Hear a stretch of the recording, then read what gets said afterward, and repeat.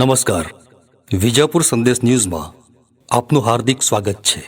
પાટનગર ગાંધીનગર ખાતે સંત શ્રી રોહિદાસ સેવા સમાજ ગુજરાત દ્વારા સંત શિરોમણી શ્રી રોહિદાસજી ભગવાનની 648મી જન્મ જયંતિનો ઉજવણી મહોત્સવ તેમજ સમાજના તેજસ્વી તારલાઓનું ઇનામ વિતરણ અને વિશિષ્ટ સન્માન સમારોહનું મહાસુદ પૂર્ણિમા તારીખ 12મી ફેબ્રુઆરી 2025ના રોજ આયોજન કરવામાં આવ્યું હતું.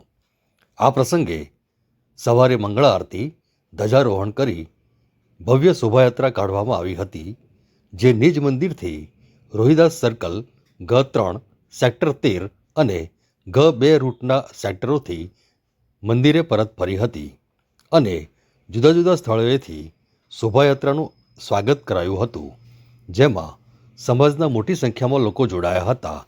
ત્યારબાદ તેજસ્વી તારલાઓનું શિલ્ડ આપી સન્માન કરવામાં આવ્યું હતું અને રાત્રે યુવા સાંસ્કૃતિક અને સંગીત એકેડેમી ગુજરાત રાજ્યના સહયોગથી ભજન સાહિત્યકાર અને લોકગાયક સચિન સાલ્વી શ્રવણ આગાજ ટીમ દ્વારા લોક ડાયરામાં ઉત્તમ સાહિત્ય રચનાઓ રજૂ કરવામાં આવી હતી.